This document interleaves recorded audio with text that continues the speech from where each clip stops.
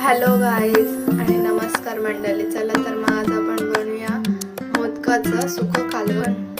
याला आपण बिरजाचे कालवण असे म्हटले जाते. ही रेसिपी बनवण्यासाठी आपण इथं मोदकाची मच्छी